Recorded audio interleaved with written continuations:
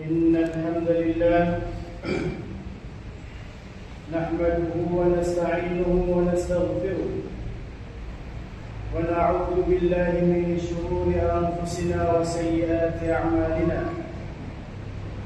من يهده الله فلا مضل له ومن يضلله فلا هادي له. أشهد أن لا إله إلا الله وأشهد أن محمدا عبده ورسوله أرسله بالهدى ودين الحق ليظهره على الدين كله ولو كره المشركون. أما بعد، فيا أيها المسلمون، أوصيكم وإياي بتقوى الله وطاعته فقد فاز المتقون. قال تعالى في التنزيل بعد أعوذ بالله من الشيطان الرجيم: يا أيها الذين آمنوا اتقوا الله حق تقاته ولا تموتن إلا وأنتم مسلمون. وقال أيضا: يا أيها الذين آمنوا اتقوا الله وقولوا قولا سديدا يصلح لكم أعمالكم ويغفر لكم ذنوبكم ومن يطع الله ورسوله فقد فاز فوزا عظيما. Mengalami Allah Subhanahu wa Ta'ala, ibitin ko ang aking sarili at lahat ng hadirin na paramihin natin at dagdagan natin at palakasin natin ang takot natin sa Allah Subhanahu wa Ta'ala sa pamamaraan ng pagsunod sa lahat ng kanyang mga kautusan at pagtigil sa lahat ng kanyang ipinagbawal. At iniimbita ko ang hadirin wal hadirat na paramihin natin at palagi magpapasalamat, magpapahiwatig ng salam at salawat sa Propeta Muhammad sallallahu alaihi wasallam. Naway mamabit natin ang tagumpay at kasayahan nito sa mundo hanggang sa kabilang buhay. Mga alipin ni Allah Subhanahu wa Ta'ala, minsan ang rizki ng Allah Subhanahu wa Ta'ala sa kanyang alipin ay nawawala o kaya napuputol o kaya nahihinto dahil sa gawain ng alipin ng Allah Subhanahu wa Ta'ala na hindi mabuti. O kaya yung blessing at ni'mat na malalaki na galing sa Allah Subhanahu wa Ta'ala sa kanyang mga alipin, o kaya sa isang grupo, o kaya sa isang mga tao na tumitira sa isang lugar, ay dahil sa kanilang dahil sa kanilang ginagawa ng mga kasalanan o kaya pinagbawal ng Allah Subhanahu wa Ta'ala. Nang dahil dito mga alipin ng Allah Subhanahu wa Ta'ala, ipinadala sa atin ng Allah Subhanahu wa Ta'ala yung Quran. Ginawa ng Allah Subhanahu wa Ta'ala ang Quran ng dhikr, ala-ala, o kaya magbibigay ala-ala sa atin. Sinabi ng Allah Subhanahu wa Ta'ala, "Fadhakkir fa inna dhikra tanfa'ul mu'minin."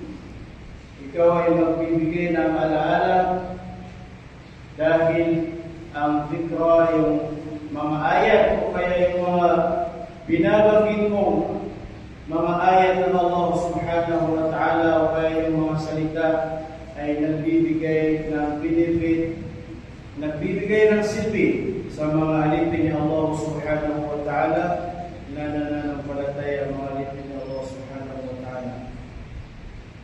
So mga alipin ni Allah Subhanahu wa Ta'ala, sinabi sa atin ng Allah Subhanahu wa Ta'ala sa banal na Quran. At sinabi niya sa mga umat, sabi niya, "Wastaghfirillaha innallaha kana ghafurur rahima." هذا خطاب موجه إلى سيدنا محمد صلى الله عليه وسلم، ولكن بتوجيهه إلى رسول الله صلى الله عليه وسلم يكون موجها إلى الأمة من بعده في أفرادها وأحوالها. Sinabi ng Allah Subhanahu wa Ta'ala, "Wastaghfirillah." Mag-istighfar ka sa Allah Subhanahu wa Ta'ala. Humingi ka ng kapatawaran sa Allah subhanahu wa ta'ala. Inna Allah ghafurur rahima. Sa katotohanan ng Allah subhanahu wa ta'ala ay mapagbigay ng kapatawaran at maawain. Sinabi ng mga ulama natin na mga mufassirun, ang ayat na ito ay sinasabi sa Propeta Muhammad sallallahu alaihi wasallam. Ang ayat na ito ay patungo sa Propeta Muhammad sallallahu alaihi wasallam. Pero pagkatapos pumanaw ng Propeta Muhammad sallallahu alaihi wasallam, ang ayat na ito ay magiging patungo sa umat ng Propeta Muhammad sallallahu alaihi wasallam. May mga ayat sa Quran na ang sinasabihan doon ay ang Propeta Muhammad sallallahu alaihi wasallam, pero ginagawa ng mga ulama natin na basihan na sinasabi sa isang alipin o kaya sinasabi sa mga umat, sinasabi sa mga grupo, dahil pagkatapos ng Propeta Muhammad sallallahu alaihi wasallam, pagpanaw ng Propeta Muhammad sallallahu alaihi wasallam, ay ang mga ayat na ito, ang mga khitab na ito, mga salita na ito ay tutungo sa umat ng Propeta Muhammad sallallahu alaihi wasallam. Kahit na sino na umat ng Propeta Muhammad sallallahu alaihi wasallam. Sinabi ng ulama natin, ta'ammal anna Allah subhanahu wa ta'ala yukhatibuka anta wa yaqulu laka istaghfirillah. Alalahanin mo sabi niya, at isipin mo ang Allah subhanahu wa ta'ala na siya yung mismo na nagsasabi sa iyo na mag-istighfar ka sa Kanya, mag-istighfar ka sa Allah subhanahu wa ta'ala. Ang Allah subhanahu wa ta'ala mismo ang nagsasabi sa iyo, para lang ang Allah subhanahu wa ta'ala mismo ang nagsasabi sa iyo na ikaw ay mag-istighfar. Kal-istighfaru 'azimul sha'n. Yung istighfar, sabi niya, ay napakalaking darajat o kaya napakalaking libilyan sa Allah subhanahu wa ta'ala, napakalaking amalya sa Allah subhanahu wa ta'ala, at napakalaki ang gantimpalayan sa Allah subhanahu wa ta'ala. Dahil doon sabi niya na nangyayari na yung alipin na minsan kung ikaw ay nag-istighfar na may mga kasalanan ka dahil sa nagawa mo mga pinagbawal ng Allah subhanahu wa ta'ala, ay yung istighfar mo ay magiging patawad yun sa mga kasalanan na ginawa mo. Pero minsan may nag-istighfar na hindi man lang siya gumawa ng kasalanan. Yun yung tanong doon. Minsan may nag-istighfar na hindi naman siya gumawa ng mga kasalanan. لأنه إن كانت هناك ذنوب فإن الله يعفو عنها وإن لم تكن كان إظهارا للعبودية ورفعة في الدرجات. Sinabi ng mga ulama natin, kung may mga kasalanan man yung isang alipin na dahil sa kanyang istighfar ay pinapatawad ng Allah subhanahu wa ta'ala ang kanyang mga kasalanan. Pero sabi niya, kung wala man siyang mga kasalanan, kung wala man siyang ginawang mga ipinagbawal, kung wala yung malalaking mga kasalanan, wala, magiging yung istighfar niya ay magiging idharan lil ubudiyya, para may pagkita niya sa Allah subhanahu wa ta'ala na siya ay bilang alipin lamang ng Allah subhanahu wa ta'ala, at siya ay kailangan niya mag-istighfar, at siya kailangan niya humingi ng patawad sa Allah subhanahu wa ta'ala kahit na wala siyang kasalanan.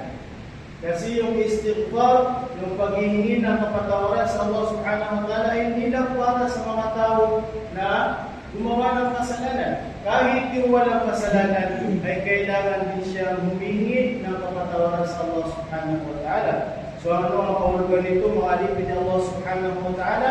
Tayo palaging mag-iistighfar. Dahil kung may mga kasalanan man doon na malalaki na nagawa natin, ay papatawad din ng Allah subhanahu wa ta'ala. Pero kung wala namang kasalanan doon na malalaki, ba't yung maliliit lang na mga kasalanan, ay gagawin yun ng Allah subhanahu wa ta'ala na takfiran, maaalis yung mga maliliit na kasalanan at magiging dahilan yun para itaas ng Allah subhanahu wa ta'ala ang iyong darajat. Itataas ng Allah subhanahu wa ta'ala ang ang iyong darajat. So ang naiintindihan dito ay kung nag-i-istighfar tayo palagi, pero wala namang malalaking kasalanan, ay yung istighfar natin ay magiging dahilan yun para patawarin ng Allah subhanahu wa ta'ala ang sayyiat. Kumbaga yung mga maliliit na kasalanan, yung sa salita natin, yung mga naisip natin na mga gusto natin gawin pero hindi natin nagawa. So para niyang sinabi dito na yung dunub at saka yung sayyiat ay magkaiba. Yung dunub at saka yung sayyiat ay magkaiba. Yung dunub ay tinatawag yan o kaya ginagamit ang salita na yan sa mga malalaking kasalanan. Yung dunub. Yung sayyiat naman ay ginagamit yan para doon sa mga maliliit na kasalanan. Katulad ng mga kasalanan natin sa ating mga pananalita. O kaya yung mga dumadating sa ating mga puso na mga kasalanan pero hindi natin nagawa. Minsan na nag-niyat ka na gagawa ka ng isang kasalanan pero hindi mo nagawa. Yan yung sinasabi ng mga sayyiat na nandiyan sa ating mga puso. Napakaliit yan ng mga kasalanan. So yan ay ipapatawad ng Allah subhanahu wa ta'ala dahil lang sa pag-istighfar natin. Dahil lang sa pag-istighfar natin mga lipid ng Allah subhanahu wa ta'ala. Sinabi ng mga ulama natin at ang mga mufassirun, wal istighfar lahu atharu fi dunya wa lahu atharu fil akhirah. Ang istighfar sabi niya ay mga apektado yan. Mayroon siyang mga apektado, kaya mayroon siyang effect. Kaya mayroon siyang may bibigay na benefit dito lang sa mundo na higit pa doon sa kabilang buhay, sabi niya. وَيُرْوَى أَنَّ رَجُلًا جَاءَ إِلَى شَيْخٍ يَشْكُو أَنَّهُ لَمْ يُرْزَقْ بِوَلَدٍ. May nabanggit sa riwayat na may isang lalaki na dumating sa isang ulama o kaya isang sheikh na siya ay nagkukumplain dahil hindi na siya nabigyan ng anak, dahil hindi na siya narizkiyan ng Allah subhanahu wa ta'ala na kahit na isang anak. Faqala lahu istaghfirillah. Sinabi sa kanya ng sheikh na yun, mag-istighfar ka, sabi niya sa Allah subhanahu wa ta'ala. Kumbaga, palagi ka mag-istighfar sa Allah subhanahu wa ta'ala. وَجَاءَهُ آخَرْ يَشْكُو أَنَّ الْمَطَرَ لَمْ يَنْزِلْ عَلَى أَرْضِهِمْ فَأَجْدَبَتْ. At dumating na naman isang lalaki sa sheikh na yun na nagkukumplain din na sinasabi niya, ya sheikh, sa aming lugar ay hindi na umulan, sabi niya, hanggang tumigas yung mga lupa sa aming lugar, sabi niya, at napakainit. Faqala lahu istaghfirillah. Sabi sa kanya ng sheikh, mag-istighfar ka, sabi niya. Faqalu lahu, dumating na naman yung isang lalaki, waja'a thalithu yashku amra al-akhar. Dumating na naman yung isang lalaki at siya ay nagkukumplain ng isang bagay din. Sinabi sa kanya ng sheikh, ganoon din na sinabi niya, istaghfirillah, mag-istighfar ka, sabi niya sa Allah subhanahu wa ta'ala. Faqalu lahu, wa kullu hadhihi al-adawa'u dawa'uha al-istighfar. Sinabi ng mga lalaki na yun sa isang sheikh na yun na lahat ng mga problema na ito ay ang kanyang gamot ay istighfar, sabi nila. Fatala alayhim qawlahu ta'ala. Pagkatapos niyang marinig ang sinabi ng mga tao na yun, mga lalaki na yun na dumating sa kanya, binasa sa kanila ng sheikh ang sinabi ng Allah subhanahu wa ta'ala, فَقُلْتُ اسْتَغْفِرُوا رَبَّكُمْ إِنَّهُ كَانَ غَفَّارًا يُرْسِلِ السَّمَاءَ عَلَيْكُمْ مِدْرَارًا وَيُمْدِدْكُمْ بِأَمْوَالٍ وَبَنِينَ وَيَجْعَلْ لَكُمْ جَنَّاتٍ وَيَجْعَلْ لَكُمْ أَنْهَارًا. Binasa ng sheikh sa kanila ayat na ito.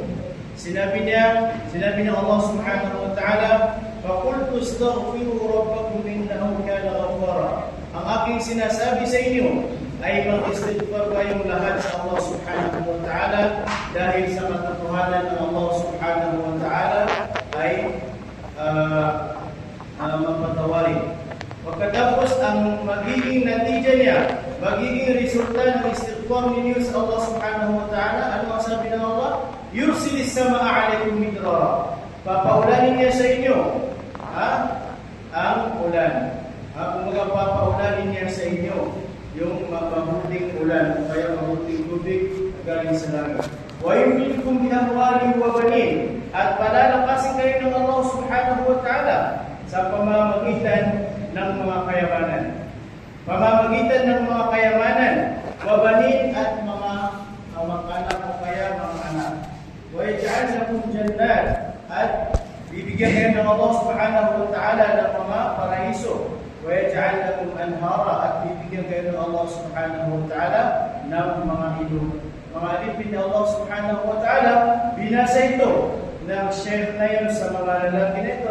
So ang kaulugan nito ay yung pinabanggit sa kanila ng share na yun ay yun yung ayat talaga. Yun yung naisip niya, yung ayat ng Allah subhanahu wa ta'ala na kung saan, kung kayo ay mag-istighfar, ay ibibigay sa inyo ng Allah subhanahu wa ta'ala ang inyong mga pagustuhan. Kung kayo ay mag-istighfar, ay wawalain o kaya aalisin sa inyo ng Allah subhanahu wa ta'ala ang inyong mga kasalanan. So mga alipin ni Allah subhanahu wa ta'ala, naway bigyan tayo ng Allah subhanahu wa ta'ala ng lakas, at palagi natin hinihingi sa Allah subhanahu wa ta'ala na bigyan tayo ng lakas tawfiq. Dahil walang ibang magbibigay sa atin ng lakas para gumawa ng mga kabutihan maliban sa Allah subhanahu wa ta'ala, mga alipin ni Allah subhanahu wa ta'ala. Napakaraming ayat na binanggit ng Allah subhanahu wa ta'ala sa banal ng Quran. Isa sa mga ayat patungo sa pag-istighfar at pagtatawbad sa Allah subhanahu wa ta'ala ay yung ayat na binanggit niya sa surah An-Nur, ayat 31. Wa tubu ila Allahi jami'an ayyuhal mu'minuna la'allakum tuflihun. Magtawbad kayo, bumalik kayo sa Allah subhanahu wa ta'ala, magbalik loob kayo sa Allah subhanahu wa ta'ala, o nananampalataya, la'allakum tuflihun, naway kayo ay magtagumpay. At sinabi rin ng Allah subhanahu wa ta'ala sa surah Hud, ayat na 3, istaghfiru rabbakum thumma tubu ilayhi, mag-istighfar kayo sa Allah subhanahu wa ta'ala at pagkatapos ay magtawbad sa Allah subhanahu wa ta'ala. Binanggit niya din sa isang ayat sa surah Tahrim, ayat na pang-8, ya ayyuhalladhina amanu tubu ila Allahi tawbatan nasuha, o nananampalataya, magtawbad kayo, magbalik loob kayo. Magbalik loob kayo sa Allah subhanahu wa ta'ala na tawbatan nasuha, tawbad na walang halong pagduluga, o kaya tunay na pagtatawbad sa Allah subhanahu wa ta'ala. Nabanggit na isang sahaba ng Propeta Muhammad sallallahu alaihi wasallam, Abu Hurairah, sinabi niya, sami'tu Rasulullah sallallahu alaihi wasallam, narinig ko ang Propeta Muhammad sallallahu alaihi wasallam na sinasabi niya, wallahi inni la astaghfirullah wa atubu ilayhi fil yawmi akthara min 70 marra. Sabi niya, wallahi, ako ay nag-istighfar sa Allah subhanahu wa ta'ala at nagtatawbad sa Allah subhanahu wa ta'ala sa loob ng isang araw ng 70. 70 marra, 70 times nabanggit sa hadith na ang Propeta Muhammad sallallahu alaihi wasallam ay nag-istighfar sa Allah subhanahu wa ta'ala. May isang riwayat pa na sinabi ng Propeta Muhammad sallallahu alaihi wasallam, ya ayyuhan nas tubu ila Allah wastaghfiru fa inni atubu fil yawmi 100 marra. O mga tao, sabi niya, magbalik loob kayo, magtawbad kayo sa Allah subhanahu wa ta'ala at mag-istighfar sa Kanya, dahil ako, sabi ng Propeta Muhammad sallallahu alaihi wasallam, ay nagtatawbad sa Allah subhanahu wa ta'ala sa loob ng isang araw ng 100 times, sabi ng Propeta Muhammad sallallahu alaihi wasallam. So ano ang maintindihan natin ito? Makasalanan ba ang Propeta? Dahil siya ay nag-istighfar ng 70 beses, 100 times sa isang araw. So, yung mga tao, kung narinig nila ito, pwedeng dumating sa kanilang isipan na kasalanan ng Propeta Muhammad sallallahu alaihi wasallam kung bakit siya nag-istighfar sa loob ng isang araw ng napakarami. So, hindi po ang ibig sabihin nito ay ang Propeta ay makasalanan. Tingnan natin ang mga ulama natin at ang mga mufassirin natin, ano ang sinabi nila patungkol sa hadith na ito. Sabi ng mga ulama natin,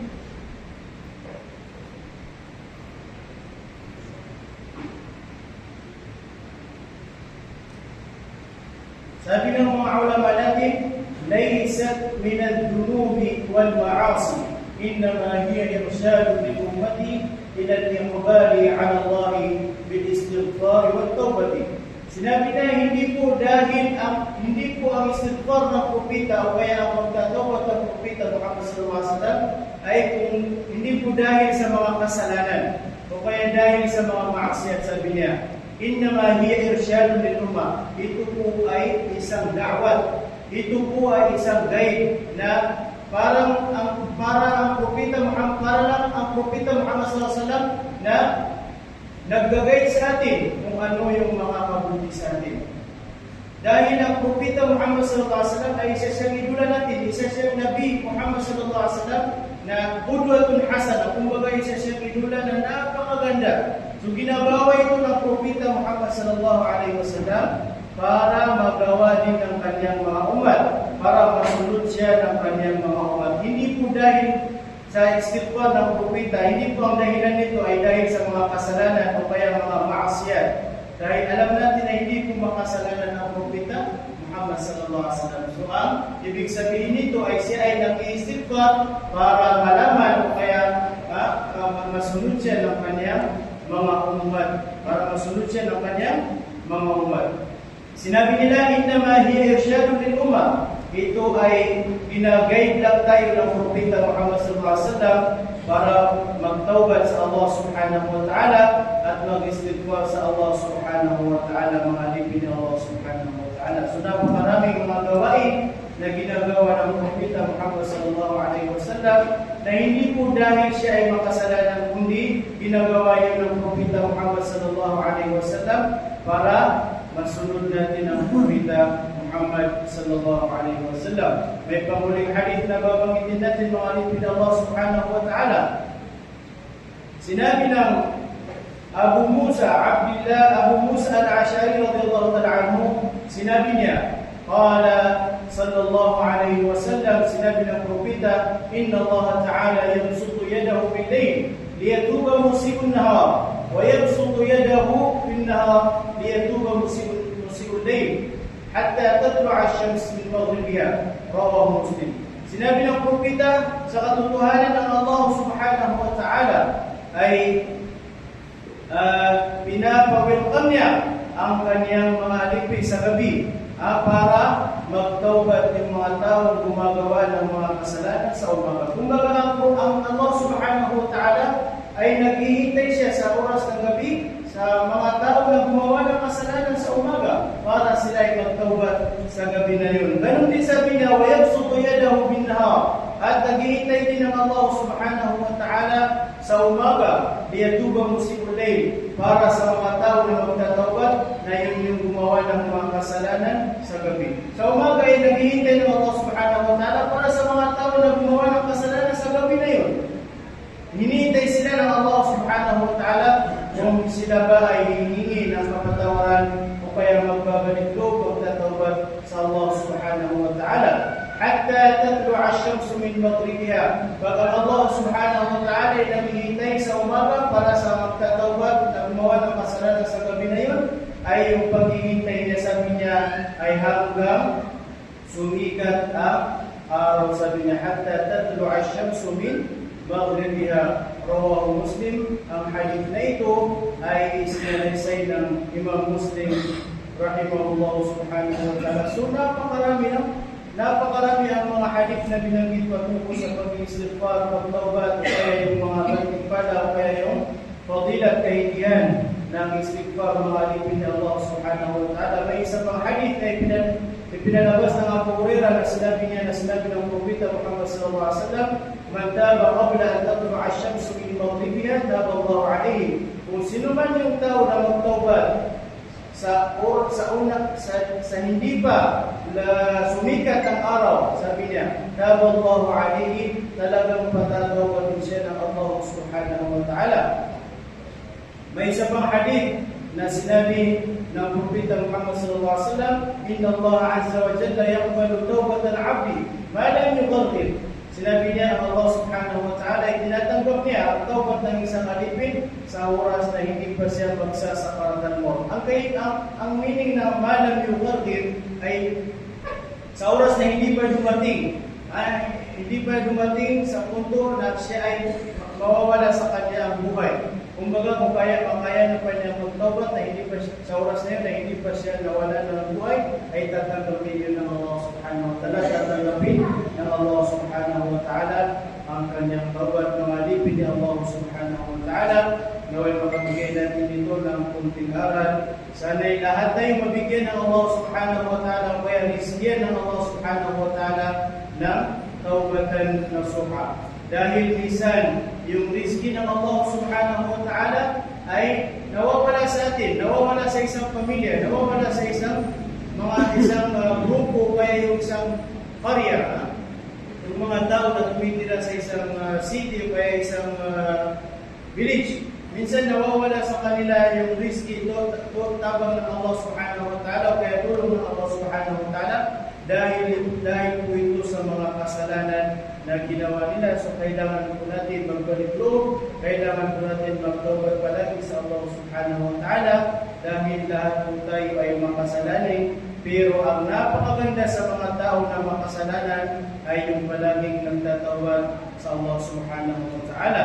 Barakallahu li wa lakum bil Qur'anil azim wa nafa'ani wa iyyakum bima fihi min al-ayati wal dhikril hakim wa taqabbal minni wa minkum tilawatahu innahu huwas sami'ul 'alim. Aqulu qawli hadha wa astaghfirullah al-azim li wa lakum wa lisa'iril muslimina wal muslimat wastaghfiruhu innahu huwal ghafurur rahim.